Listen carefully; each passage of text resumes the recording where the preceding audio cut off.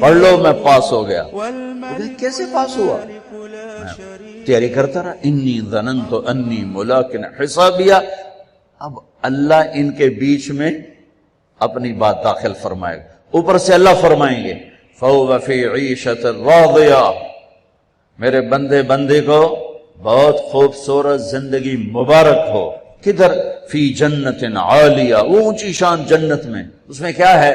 قطوفها دانیہ، جیسے یہ فانوس لٹکا ہوا ہے کہ ایسے پھل تمہارے سروں کے اوپر لٹکے ہوئے ہوں گے.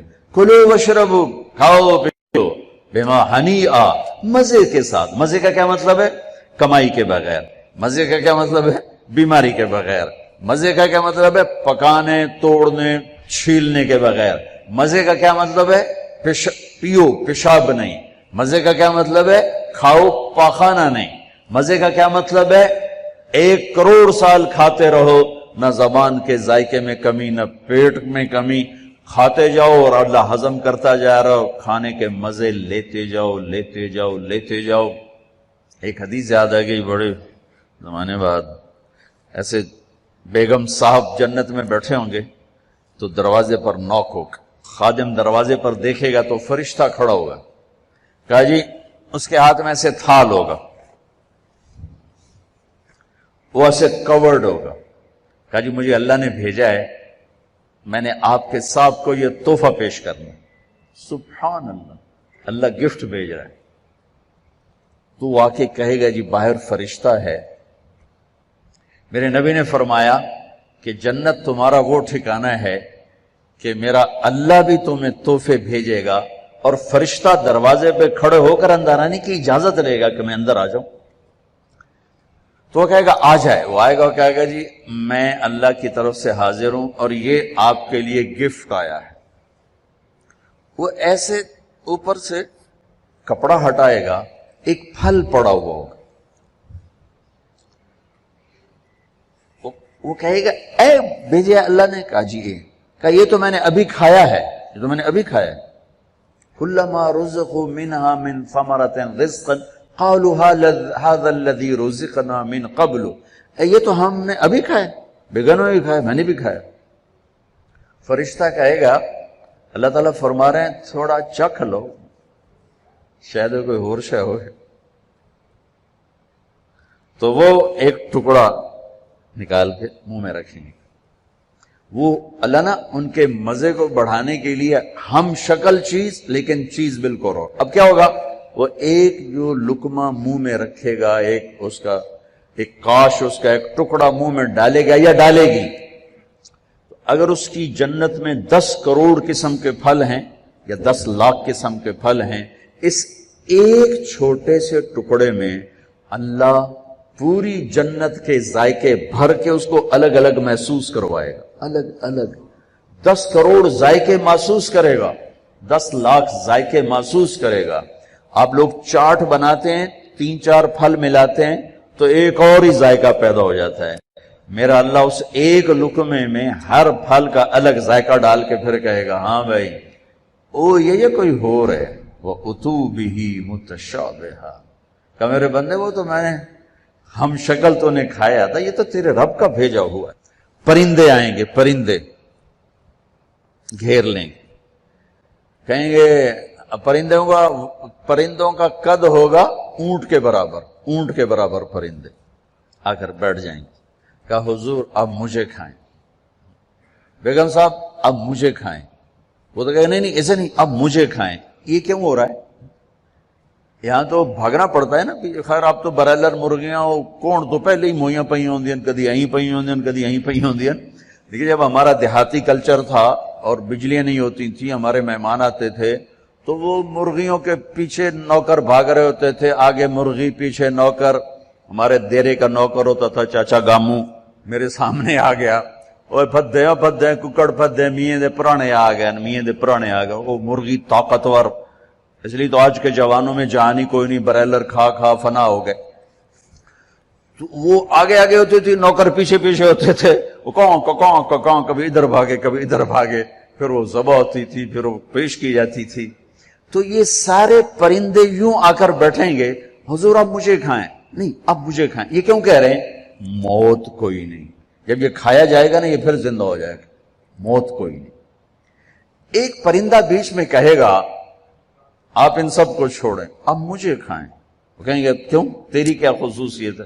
وہ کہے گا میں نے جنت الفردوس کی گھاس کھائی اور سلسبیل چشمے کا پانی پیا ہے. رعیت من الجنت تحت العرش وشربت من ماء سلسبیل, میں نے سلسبیل چشمے کا پانی پیا ہے اور میں نے جنت الفردوس کی گھاس کو کھایا. وہ کہے گا اچھا یار یہ ٹھیک ہے, اب پیش کرو. تو اس کے 70,000 پر ہوں گے اس پرندے. وہ اپنے پروں کو ایسے پھیلائے گا. کبھی آپ نے مور کو ناچتے دیکھا؟ اپنے پروں کو جب پھیلاتا ہے کتنا حسین نظر آتا ہے. وہ یوں اپنے پر پھیلائے گا ایسے, اور پھر ان کو یوں ذرا سا حرکت دے گا. اتنا کرے گا تو ہر پر میں سے کھانے کی ایک ڈش تیار دونوں کے سامنے پیش کر دی جائے گی. بیگم صاحب, میاں صاحب, سامنے ڈش. 70,000 ڈشز ایک پرندے سے اللہ نکال کر کھلائے گا. کھا میرا بندہ, تجھے دنیا میں حرام کھانے سے روکا تھا نا, آج کھا. تم دنیا میں شراب سے روکا تھا نا, آج پی. تمہیں دنیا میں جھوٹ سے روکا تھا نا, آج اس سچ کی کمائی کھا. تمہیں دنیا میں ہیرا پھیری سے روکا تھا نا, آج اس کی کمائی کھا. کہ آج تیرا رب کھلانے والا بھی ہے, پلانے والا بھی ہے, دینے والا بھی ہے. یہ نہ ختم ہونے کا ہے, تو مانگنے سے تھکے گا نہیں, وہ دینے سے تھکے گا نہیں. نہ اللہ کی کوئی انتہا ہے, نہ تیری زندگی کی کوئی انتہا ہے. اب جاؤ ہمیشہ کی زندگی گزارو, ہمیشہ کے مزے گزارو. بات فرمائیں گے یہ میرے بندے بندی کو خوبصورت زندگی مبارک ہو اور اس کے عالی شان پھل اور اس کی عالی شان زندگی. کلوا واشربوا ہنیئا بما اسلفتم فی الایام الخالیہ. ایک بدو آیا, ایسے محفل تھی, کہنے لگا یا رسول اللہ جنت میں گھوڑے ہوں گے؟ آپ نے کہا ہوں گے, لیکن ہوا میں اڑیں گے, زمین پر نہیں چلیں گے, ہوا میں اڑیں, سب زمرد. دوسرا بولا یا رسول اللہ اونٹ بھی ہوں گے؟ تو گھوڑے تو اٹھ ہی آئیں. تو جو آج کا دور ہوتا تو کوئی پوچھتا کہ جہاز بھی ہوں گے, لینڈ کروزر بھی ہوگی. آپ نے کہا اونٹ بھی ہوں گے, ہوا میں اڑیں گے. ایک بولا یا رسول اللہ کھجور ہوگی؟ کھجور ہوگی؟ آپ نے کہا ہاں ہوگی, لیکن کھجور کا دانہ 12 ہاتھ لمبا ہوگا. 12 ہاتھ. اب تمہیں خیال آئے گا کہ ساڑھا تک قد 5 فٹ ہے, 12 ہاتھ کا مطلب ہے 25 فٹ کا دانہ. تسی چاونا کیویں تے کھاونا کیویں؟ تو اللہ نے اما حوا بابا آدم کو 130 فٹ پہ بنایا تھا, وہ 130 فٹ پر اللہ واپس لوٹا دے گا. ایک بدو بولا یا رسول اللہ جنت میں صحرا ہے؟ آپ نے کہا صحرا بھی ہے, لیکن ریت کا نہیں, مشک اور یاقوت کا صحرا ہے. ایک بدو بولا یا رسول اللہ جنت میں موسیقی بھی ہے؟ موسیقی بھی آپ کہاں ہے, لیکن ان کے لیے جو دنیا میں نہیں سنتے.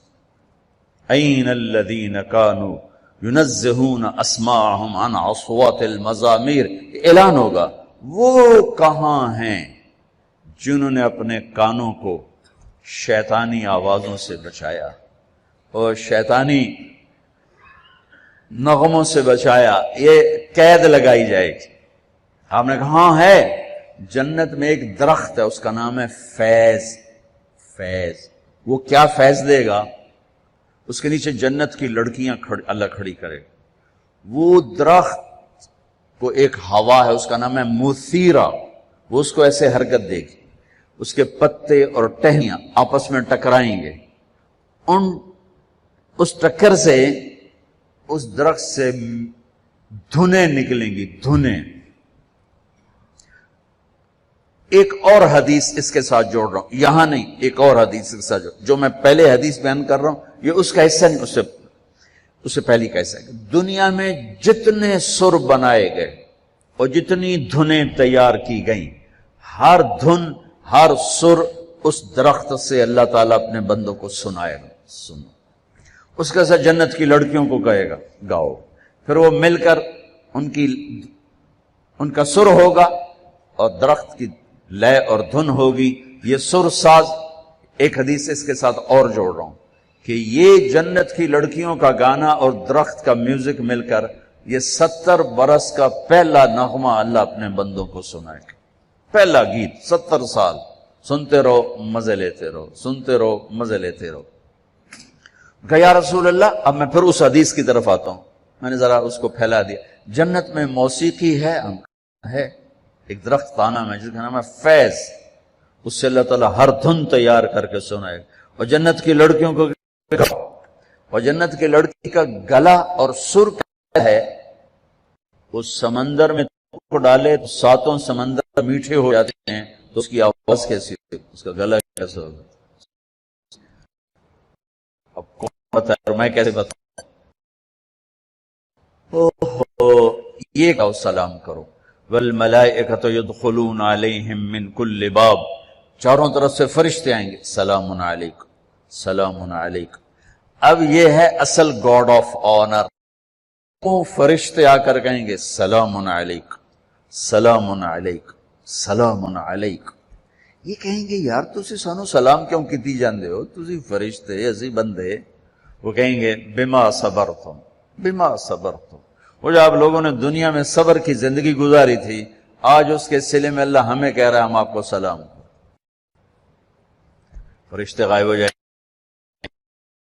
عجیب گل بن، فرشتے سلام کر، علی ہو گیا اور فرشتے سلام کر، ہو گیا فرشتے سلام کر رہے ہیں، عذابی لے رب کا عرش۔ یہ ان بڑے بڑے مالداروں نے نا اپنے چوکیدار کھڑے کیے ہوتے ہیں جو ان کو آتے جاتے سلوٹ کرتے ہیں۔ میں ان سے کئی دفعہ کہہ چکا ہوں یہ فرعونیت ہے، اس سے توبہ کرو۔ ان سے سلوٹ نہیں کرتے، یہ اپنی تنخواہ کو سلوٹ کرتے ہیں۔ چوکیدار بھی رکھو نوکر بھی رکھو، یہ کام نہ کرواؤ، یہ تکبر ہے، یہ فرعونیت ہے۔ جو وردی پہنانی ہے پہناؤ، لیکن یہ نہ کرواؤ۔ انسانیت کی توہین ہے یہ۔ پیسے سے تمہیں کوئی پر نہیں لگ گئے، تمہیں بھی اس سے مٹی میں جا کے مل جانا ہے جس میں تمہارے خادم نے جا کے مل جانا ہے۔ شاہ و گدا کو قبر برابر کر دیتی، ادن اور اعلیٰ کو قبر برابر کر دیتی ہے، سب کی ہڈیوں کو پگھلا دیتی ہے، سب کے ماس گوشت کو نوش لیتی ہے۔ تو اللہ رزق دے تو جھکو، اٹھو نہیں جھکو۔